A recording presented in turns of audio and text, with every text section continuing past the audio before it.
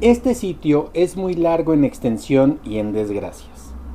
En la soledad y penumbra, muchos asesinos han ejercido sus malas acciones contra las mujeres en este lugar. Hoy te platicaré de una carretera sombría y muy peligrosa en Canadá, la carretera de las lágrimas.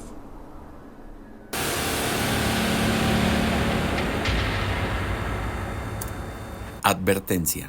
El contenido de este podcast fue realizado con información, bibliografías y datos de dominio público. No se usaron datos que afecten a las víctimas.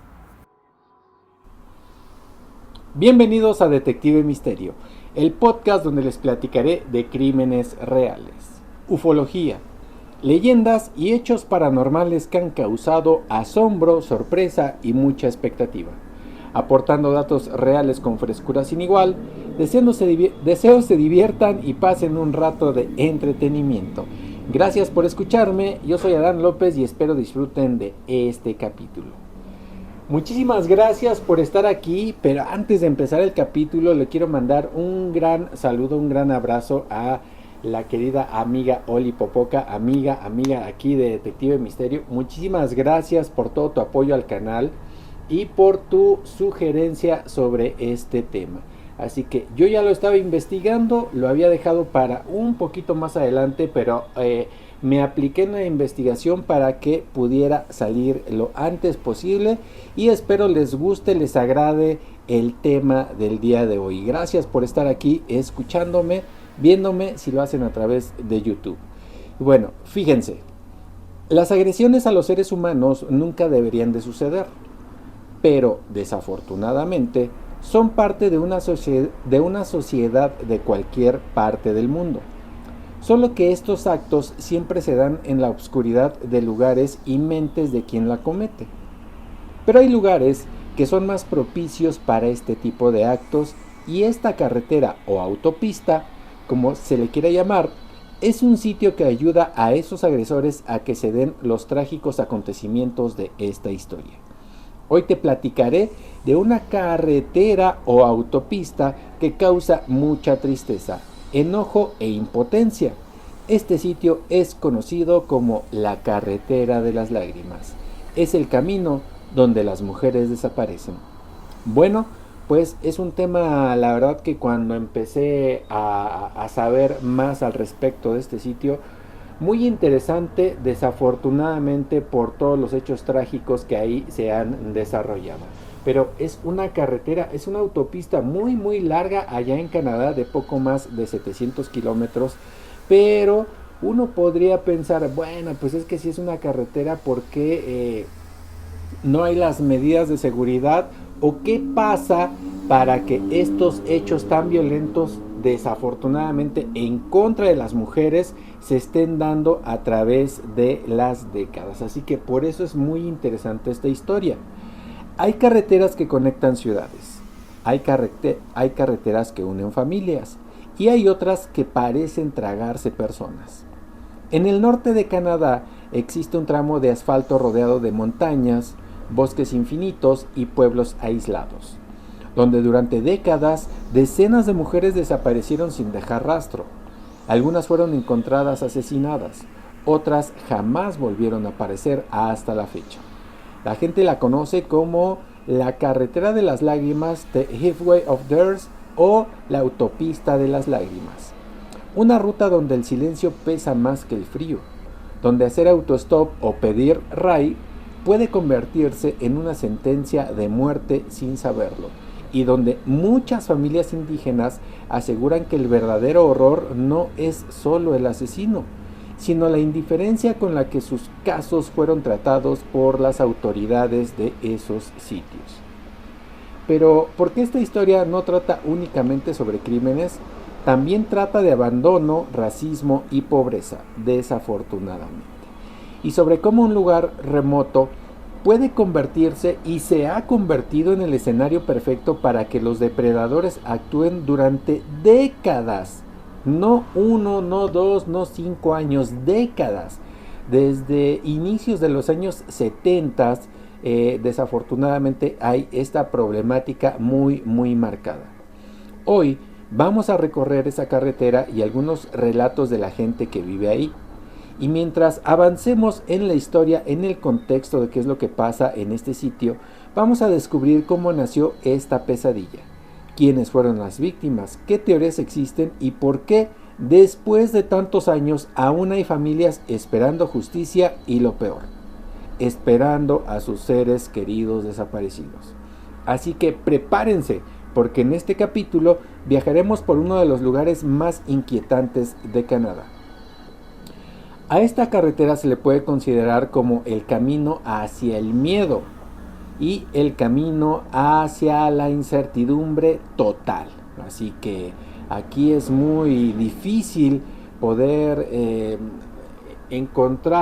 señalar un solo problema, porque desafortunadamente hay muchos elementos que están en esta historia que son los ingredientes para que el mal se haya manifestado por tantos años. Y bueno, al final del capítulo, un poquito antes, les voy a dar cuál es mi teoría al respecto. Después de todo lo que leí, investigué, lo que supe del tema, les voy a dar lo que es la teoría que yo creo es muy plausible o una de las que tiene más fuerza.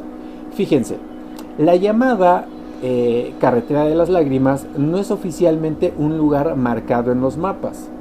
Es el nombre que recibió un tramo de la autopista 16 en la provincia de la Columbia Británica en Canadá, un corredor de aproximadamente 724 kilómetros entre las ciudades de Prince George y Prince Rupert.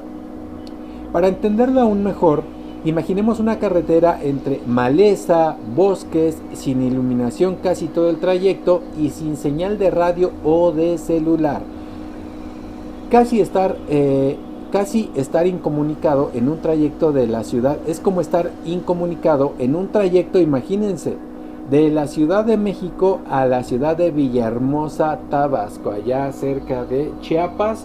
Y bueno, ahí nos damos cuenta, ya empezamos a entender ciertos elementos de por qué sucede esto en la Carretera de las Lágrimas.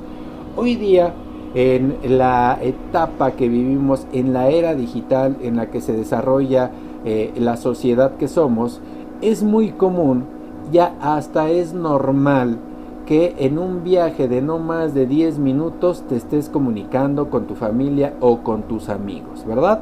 Ahora imagínense que van a tener que hacer un recorrido desde la Ciudad de México hasta Villahermosa, Tabasco, y que en ningún momento puedan comunicarse. No es que no quieran comunicarse, sino que no pueden porque la señal es mala o porque simple y sencillamente no hay señal de radio ni de telefonía.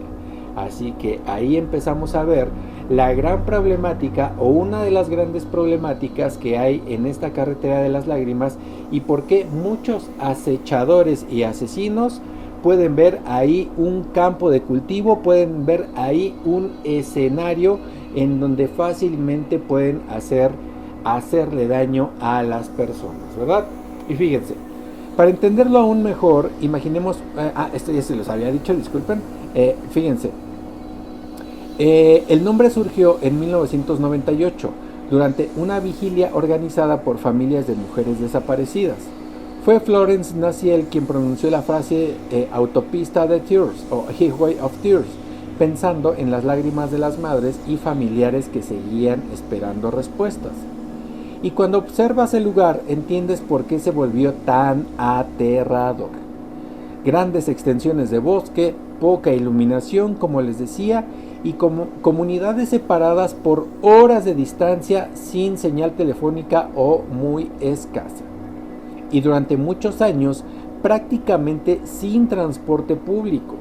Esto hacía que las personas, en su mayoría mujeres, tuvieran que pedir aventón, un ride o un autostop, así se le conoce, depende ustedes de dónde me vean, se le conoce de estas formas, depende de dónde vivan, pero acá en México le decimos ride, ¿no? En Estados Unidos es mucho como el autostop, como que igual piden ride, pero es como que el auto se pare para que pueda ayudar a transportarse a la persona. Pero en esta Carretera de las Lágrimas, lo más común era que fueran mujeres las que pedían esta ayuda en transportarse, ya que eran mujeres que tenían que transportarse para trabajar o para hacer ciertas actividades de estudio. Y fíjense, para muchas personas indígenas que vivían en comunidades rurales, hacer autostop era algo totalmente normal, no era una aventura de estas personas y tampoco era una necesidad. Era totalmente normal, ya que en su momento no había el transporte público ahí como en la infraestructura de comunicaciones y transportes para que esto se pudiera dar. Así que, bueno, fíjense, seguimos. Si alguien necesitaba llegar al trabajo, a la escuela o a una cita médica, muchas veces la única opción era subir al coche de un desconocido. Que bueno, en esos casos se podría pensar que si era una zona rural, una zona muy fuera de la ciudad, muy alejada de la ciudad, pues no iban a pasar, digamos, muchos autos, no iban a pasar muchos desconocidos.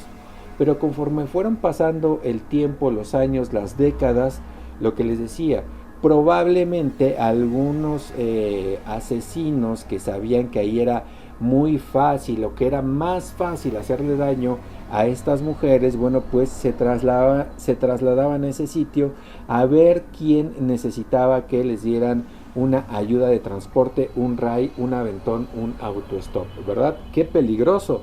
Y más pensándolo en el México en que vivimos, en donde es ya muy peligroso transportarse con un desconocido, aunque sea en un servicio de taxi de aplicación, ¿verdad? Y bueno, este tipo de situaciones creaba el escenario perfecto para el horror. Y fíjense, vámonos a cuando sucedieron las primeras desapariciones, o al menos las primeras desapariciones que están documentadas, porque probablemente desde mucho tiempo atrás ya había algunas, pero no se tomaron en cuenta por diversas razones y situaciones, ¿verdad? Y fíjense, la historia oficialmente comienza en 1969. En ese año, una mujer llamada Gloria Moody fue asesinada cerca de Williams Lake. Con el paso de los años, comenzaron a repetirse casos similares. Mujeres jóvenes, muchas de ellas indígenas, desaparecidas mientras caminaban solas hacia un autostop. Y algo inquietante empezó a notarse. Los cuerpos aparecían cerca de la carretera, en bosques, en zonas aisladas y en caminos secundarios a esta carretera o autopista, como si alguien conociera perfectamente el terreno. Durante los años 70 y 80 los casos aumentaron. Michelle Pearl, Pamela Darlington, Mónica Ignas, Colin Macmillan, nombres que poco a poco se iban acumulando ahí en los archivos de no aclarado, un caso abierto, porque no se encontraban los cuerpos o no se encontraban elementos para encontrar un culpable. Y bueno, fue así como las respuestas cada vez eran más lejanas y en algunos casos esas respuestas nunca llegaron. Y aquí aparece uno de los elementos más polémicos de toda esta historia. Muchas familias en su momento denunciaron que la policía no tomaba en serio las desapariciones, especialmente cuando las víctimas eran mujeres indígenas. Y bueno, ustedes ya han escuchado hasta este momento que he hablado de mujeres indígenas o comunidades indígenas. Y ustedes dirán, oye Adán, pero ¿por qué estás diciendo eso? ¿Qué en Canadá? ¿A qué te refieres con eso? Bueno, fíjense, les digo, las comunidades indígenas y el abandono. Para entender esta historia hay que entender algo muy importante sobre Canadá. Durante décadas, los pueblos indígenas sufrieron marginación extrema, pobreza y violencia institucional. En muchas comunidades indígenas del norte de Columbia Británica, las oportunidades eran mínimas. ¿Y a qué se refiere con comunidades indígenas? Bueno, pues que era gente de ahí mismo que había nacido, que llevaban ahí décadas, muchísimos años ahí establecidos como raza y que no venían de otros lados, sino que eran originarios de esa tierra. Esos son las comunidades indígenas. Entonces resulta que estas comunidades eran las más vulnerables, porque era la gente que vivía ahí, la gente que más sabía y la gente que utilizaba este tipo de ayuda de autostop, de pedir ray, porque necesitaban, como les decía, una cita médica, o ir al trabajo o ir a la escuela, y tenían que recurrir a esto con desconocidos que les dieran un ride porque no había transporte público. Y fíjense, cuando las mujeres desaparecían, sus familias sentían que nadie escuchaba. Pero, ¿por qué solo mujeres indígenas? Ustedes se preguntarán. Bueno, no todas las víctimas de la carretera de las lágrimas eran indígenas, pero se habla casi exclusivamente de ellas porque representan una proporción, valga la redundancia, desproporcionadamente alta, una proporción muy alta de los casos. De las decenas de mujeres desaparecidas o que fueron asesinadas en ese tramo de 725 kilómetros de la autopista 16 en la Columbia Británica en Canadá, la gran mayoría pertenecía a las comunidades de las primeras naciones. El resto eran de origen caucásico u otros grupos. Algunos testimonios incluso afirman que policías llegaron a decir frases como "seguro regresará" o "probablemente está drogándose en algún lugar". Es decir, comentarios que para muchas familias demostraban un profundo desprecio hacia las víctimas indígenas. Con el tiempo comenzó a crecer una acusación muy fuerte, que si las víctimas hubiesen sido mujeres blancas de clase alta, la respuesta habría sido completamente diferente. Y mucha gente cree que hubo un punto de quiebre que cambió la atención mediática del caso. Y bueno, el punto de quiebre fue con esta víctima, Nicole Hoare, y el momento en el que el mundo miró hacia la carretera de las lágrimas. En el año del 2002 desapareció una joven llamada Nicole Hoare. Tenía 25 años. Era blanca y desapareció mientras hacía autostop cerca de la autopista 16. Su caso recibió muchísima atención mediática. De pronto, la prensa nacional comenzó a hablar del tema y muchas familias indígenas se preguntaron, ¿por qué ahora sí importa? Y nosotros que desde los años 70 estamos diciendo que desaparecen nuestras mujeres, nuestra comunidad femenina, no nos hacen caso. Y fíjense, decían, porque ahora sí importa, ¿no? Porque desapareció una mujer blanca. Bueno, activistas y periodistas señalaron que las desapariciones indígenas llevaban décadas ocurriendo, pero solo hasta el caso de Nicole el país comenzó realmente a prestar atención. Esa diferencia en la cobertura mediática provocó indignación, pero también hizo algo muy importante. Presionó a la policía. Ahora sí, la policía se estaba poniendo las pilas, se estaba poniendo empeño en tratar de ver quién o quiénes podían ser los asesinos. Y finalmente, en 2005, la Real Policía Montada de Canadá creó una unidad especial. Fíjense, hasta el 2005, cuando desde los años 70 había esta problemática, pero bueno, al menos hicieron algo. Y fue el famoso proyecto EPANA. Y bueno, ¿qué es el proyecto EPANA? El proyecto EPANA fue una unidad o grupo de trabajo especial creado en el 2005, como les decía, por la Real Policía Montada de Canadá, con el propósito específico de investigar y resolver la serie de asesinatos y desapariciones de mujeres ocurridos a lo largo de la carretera de las lágrimas y otras autopistas conectadas en la Columbia Británica. Los detalles claves de este proyecto de investigación criminal incluyen: el origen del nombre combina la letra E por la división E encargada de la provincia de la Columbia Británica con la palabra pana, que hace referencia a una diosa de la mitología inuit encargada de cuidar a las almas en el inframundo antes de que reencarnen. Y bueno, ya con esta unidad de investigación, los casos investigados y hasta dónde se llegó fue lo siguiente. La lista oficial restringida, bueno, el proyecto seleccionó formalmente 18 casos, que fueron 13 casos de homicidio y 5 desapariciones, que ocurrieron entre 1969 y 2006. Y bueno, ¿qué necesitaban para poder incluir en su unidad de investigación especial? ¿Qué necesitaban tener de requisitos los casos para que los pudieran investigar? Y bueno, fíjense, eran estos. Para que un caso formara parte de EPANA, La víctima debía ser mujer, haber sido vista por última vez o su cuerpo hallado a menos de 1 milla de las autopistas seleccionadas o de la autopista de las lágrimas, y haber estado realizando una actividad de riesgo percibida para la época, principalmente el autostop o que hubiera pedido aventón. Fíjense, la expansión de el área geográfica que investigaron. Aunque nació enfocado en los 725 kilómetros de la autopista 16, en 2007 se expandió un poco más el perímetro de investigación para abarcar más de 1.500 kilómetros, al incluir también casos de la autopista 5, la autopista 24 y 97. Las críticas y controversia, las discrepancias del caso. El proyecto ha sido blanco de fuertes críticas por parte de activistas y comunidades indígenas locales, ya que dicen que realmente esta unidad se abrió como para que la gente no siguiera diciendo que no se hace nada al respecto, como que la abrieron pero realmente no ponían tanto empeño en investigar.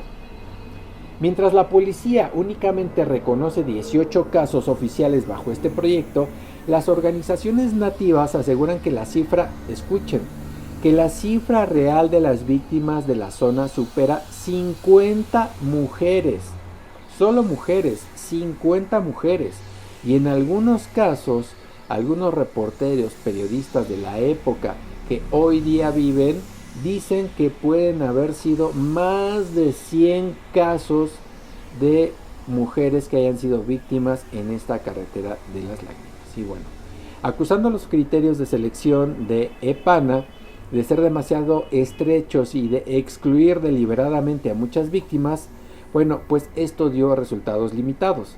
Y a pesar de digitalizar miles de documentos y seguir múltiples pistas, el proyecto ha logrado muy pocas condenas definitivas debido a la antigüedad de las pruebas y al hecho de que varios sospechosos principales ya han fallecido, porque recordemos que su auge empezó en los años 70. Imagínense si en los años 70 un hombre adulto joven o una persona adulta joven, bueno, imagínense qué edad pudo tener para ya después del año 2000.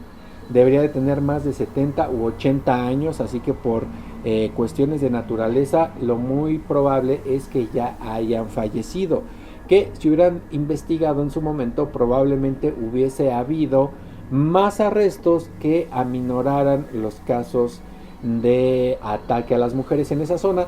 No lo sabemos, pero sí es muy probable que eso hubiera podido suceder.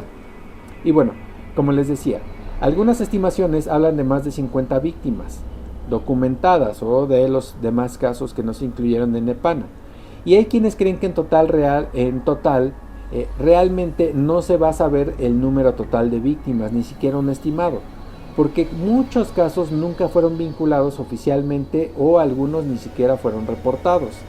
Otros nunca se investigaron correctamente y algunos ni siquiera fueron denunciados de inmediato, sino que muchos años después. Lo más aterrador es que la policía nunca pudo demostrar que existiera un solo asesino, y eso abrió la puerta a una teoría escalofriante. ¿Un asesino serial o varios? Así de escalofriante, imagínense. Si ya es terrorífico, es alucinante, es espeluznante saber que recorre un asesino serial una zona. Ahora imagínense varios asesinos, aunque no sean seriales, pero ahora imagínense que todos fueran asesinos seriales. Por eso la cifra es de cerca de 100 víctimas o más, como muchos reporteros de la época pueden llegar a presumir, no a comprobar, pero sí es una estimación debido a toda la información que recabaron en su momento. Durante años surgió la pregunta: ¿existe un asesino serial en la carretera de las lágrimas? Y muchos creen que sí, y algunos creen que no solo uno, que al menos había 2 o que probablemente 4 asesinos seriales para que esto pudiera ocurrir. Pero otros investigadores creen algo aún más perturbador. Creen que podrían haber sido depredadores actuando en distintas épocas, porque las desapariciones ocurrieron durante décadas en los años 70, en los 80, en los 90 y al principio de los años 2000. Y los métodos no siempre coincidían. Algunas víctimas aparecieron asesinadas, otras jamás fueron encontradas. Aquí ya empieza a tomar fuerza otra teoría de la gente, los reporteros, los periodistas que investigaron el tema en su momento, la gente que sabía, los pueblos, la gente indígena que ahí vivía alrededor, que veía la problemática de frente, y las autoridades que investigaron esto, pues sí, la verdad creían que había no uno sino varios depredadores en la zona. Así que esto es escalofriante de pensar. Pero fíjense, sin embargo, sí hubo un hombre que apareció repetidamente en las investigaciones. Su nombre es Bobby Jake Fowler. Y bueno, ¿quién es Bobby Jake Fowler? Bueno, era un criminal estadounidense, un hombre muy violento, con antecedentes por agresiones sexuales y ataques contra mujeres. Años después de su muerte, desgraciadamente murió, y hasta después se supo que él era uno o muy probable de los asesinos que rondaban ahí en la carretera de las lágrimas. Años después de su muerte, pruebas de ADN lo vincularon con el asesinato de Colleen McMillan, una joven de 16 años desaparecida en 1974 mientras hacía autostop o pedía aventón. La noticia en su momento, cuando se supo, sacudió a toda Canadá, porque por primera vez existía una conexión real entre un asesino y la carretera, pero el problema era enorme, ya que Fowler había fallecido. Así que ya no se le podía preguntar, ya no podía dar testimonio, de poderle preguntar, bueno, si cuánto tiempo lo hizo, a cuántas víctimas él atacó, de esas víctimas si las mató a todas o no, cuál era la forma de que lo planeaba, cómo lo hacía, o era visceral, era momentáneo porque se enojaba. O sea, cuando se apresa, cuando se detiene a un asesino o a un asesino serial, en este caso asesino serial, es muy importante lo que dice, cómo funciona su mente, para poder entender y comprender si es que hay más víctimas aunque el asesino no lo confiese.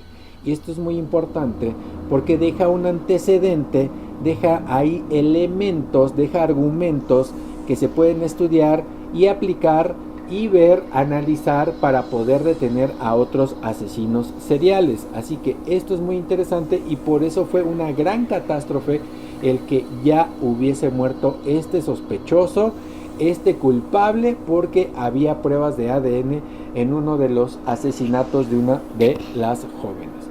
Y fíjense, y aunque muchos sospechan que pudo haber cometido más crímenes, jamás se logró demostrar oficialmente cuántos. Para algunos investigadores, él fue solo uno de varios asesinos que aprovechaban la vulnerabilidad del lugar. Y eso hace que el caso sea aún más aterrador, porque significa que la carretera no tenía un único monstruo, sino posiblemente muchos. Y bueno, claramente ahí había miedo en las comunidades. Imagínense, si pasan años, pasan décadas, sigue sucediendo, no hay culpables, no hay sospechosos, la policía tampoco hace mucho por poder encontrar culpables o por poder proteger a la comunidad, pues claramente el miedo en las comunidades que ahí cohabitan, existen, viven, pues era muy muy grande. Con el paso de los años, vivir cerca de la carretera 16 comenzó a generar paranoia, carretera o autopista.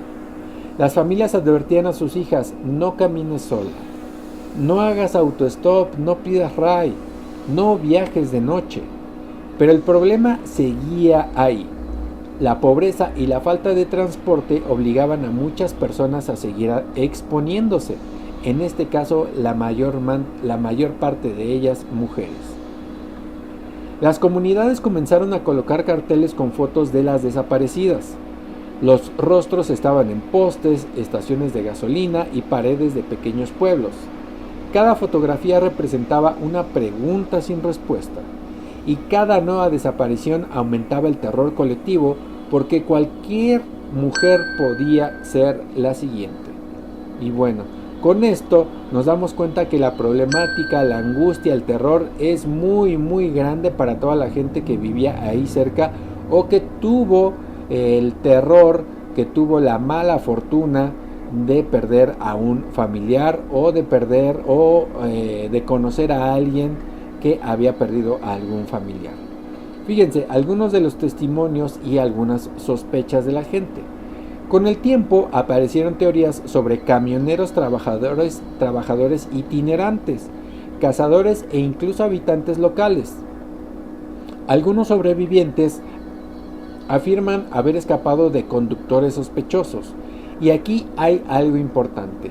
La geografía del lugar favorecía completamente a los criminales. Miles de kilómetros de bosque, de zonas sinuosas, de zonas sin señal de celular y de radio en su momento, pues facilitaban que pudieran estar ahí en la clandestinidad, en la oscuridad, ahí fuera del ojo, fuera de la vigilancia, estos depredadores. Zonas prácticamente vacías, pocas cámaras y escasa o nula vigilancia. Desaparecer un cuerpo en un lugar así podía ser aterradoramente sencillo. Muchos investigadores creen que la falta de coordinación policial también complicó las cosas. Diferentes jurisdicciones, archivos desconectados, un caso en este pueblo, otro más allá, en donde no había comunicación y no se podían conectar las pruebas. Investigaciones lentas y mientras esto ocurría, las familias seguían esperando. Y fíjense, con el paso del tiempo la carretera dejó de ser solo un lugar, se convirtió en un símbolo nacional, un símbolo de la crisis de mujeres indígenas desaparecidas y asesinadas en Canadá, porque la carretera de las lágrimas es apenas una parte de un problema mucho mayor. Miles de mujeres indígenas han desaparecido o han sido asesinadas en el país durante décadas. Miles de mujeres indígenas han desaparecido y para muchas familias el verdadero terror no fue únicamente el asesino, sino sentirse invisibles y también en algunos casos nunca encontrar a su ser querido. Y bueno, ¿qué pasó? ¿Qué sucedió después? ¿Cuáles fueron los cambios y las medidas tomadas para que hubiese un poco más de seguridad? Fíjense, la presión social finalmente obligó a tomar medidas y fue hasta el año del 2006 que se realizó un gran simposio con familiares, líderes indígenas y organizaciones sociales. De ahí, de esta reunión, surgieron 33 recomendaciones para prevenir nuevas tragedias. Entre ellas, mejorar el transporte público, que bueno, a inicios de los años 90 ya empezaba a haber un transporte público para esa gente que necesitaba transportarse a lo largo de estos más de 700 kilómetros. Aumentar la cobertura telefónica, que hubiera una mejor señal de radio y de celular ya digamos después del año 2000. Crear refugios seguros y mejorar la coordinación policial para que pudieran tener sospechosos o pudieran tener elementos de prueba que les ayudaran a que no hubiera tantos depredadores, ¿verdad? Años después comenzaron algunos cambios. Se implementaron rutas de autobús, también se instalaron nuevas torres de telefonía móvil para mejorar la comunicación en zonas aisladas, algo que ya sabían que había zonas aisladas de comunicación, pero que no habían hecho nada al respecto las autoridades. Pero muchas familias consideran que todo llegó demasiado tarde, y claro que sí, porque para la gente que perdió a alguna de sus familiares en los años 70 y en los años 80, los cambios empezaron a surgir en el 2006. O sea, ya como que qué sentido tenía para esas personas. Para las demás, pues claro que tenía sentido, ¿verdad? Pero era una problemática que ya llevaba décadas y que no se había atendido con seriedad muchísimo antes, aunque las desgracias iban en aumento. Pero para muchas familias consideraron que todo había llegado demasiado tarde, porque las desapariciones ya habían marcado a generaciones enteras.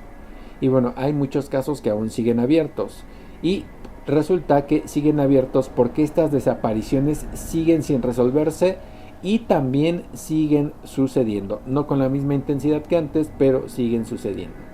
Y cada cierto tiempo aparece, como les digo, un nuevo caso relacionado con la región, con la autopista de las lágrimas.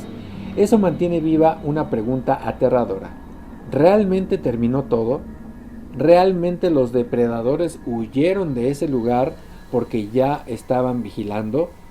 ¿O realmente están vigilando la carretera de las lágrimas?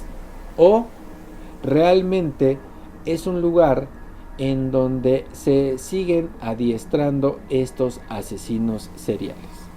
Así que la verdad es que es muy complicado, es muy difícil poder atacar el problema de lleno por la extensión de la carretera, por la zona geográfica, por tantos elementos que hay que hacen que sea una carretera muy peligrosa y que difícilmente haya una sola cosa, un solo elemento de decir solucionando, quitando o arreglando esta cosa, esta única cosa, este único elemento, ya la cosa va a mejorar mucho. No, hay muchas cosas por mejorar, hay muchas cosas por atender y esa es la problemática de este lugar, la carretera de las lágrimas.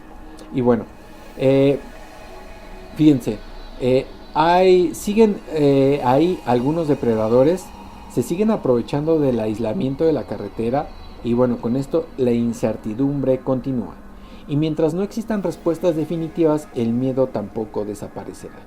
Y bueno, como les decía, yo creo que una teoría muy fuerte, que no la saqué yo directamente, no, o sea, no la hice yo, pero una teoría muy fuerte que tienen todos los investigadores, periodistas, reporteros, la gente que vive ahí, una de las teorías es que realmente son varios los asesinos seriales que han estado en actividad desde los años 70 en la carretera de las lágrimas. Y hay algunos que probablemente se hayan hecho tan habilidosos que sepan exactamente en qué lugares no hay señal de radio, ni de internet, ni de telefonía celular, y en qué lugares hay más afluencia de mujeres y hacia qué lugares podrían llevar a alguna de sus víctimas para hacer sus fechorías.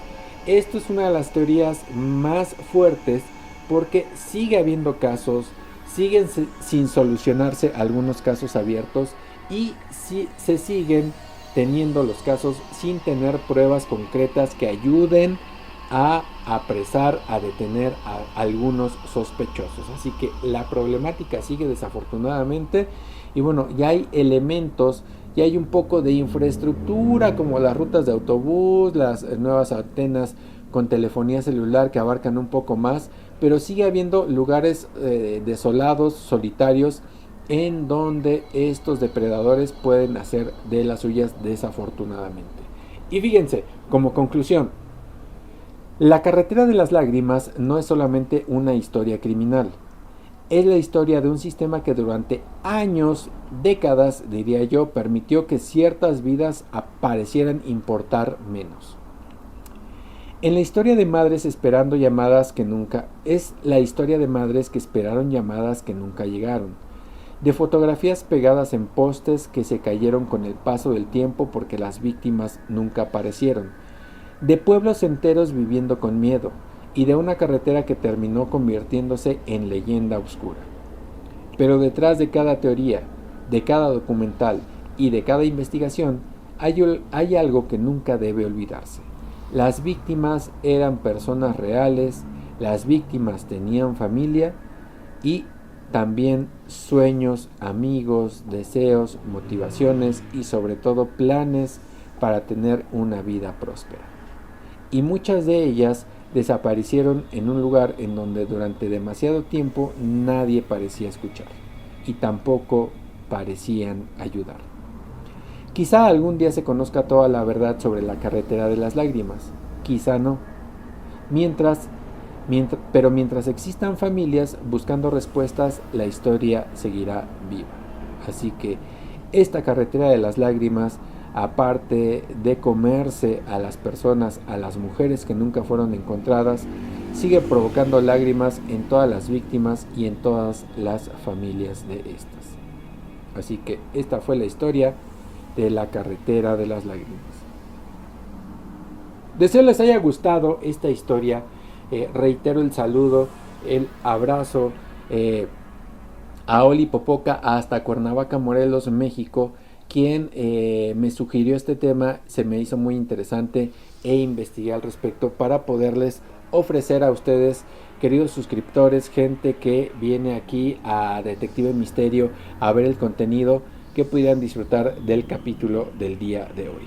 Y recuerden, a veces hay lugares más hermosos, pero estos lugares muy hermosos también esconden las historias más oscuras. Así que se podría pensar, se podría ver que probablemente la carretera de las lágrimas es una de ellas.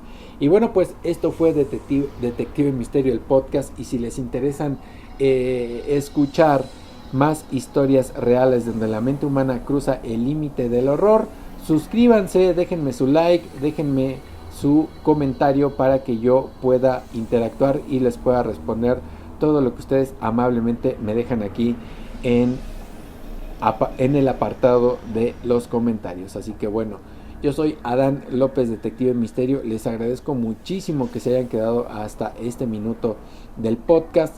Esto me alegra. Y bueno, si tienen alguna otra sugerencia en los temas, bueno, pues ahí me lo pueden dejar en los comentarios. Así que bueno, yo les mando un saludo misterioso.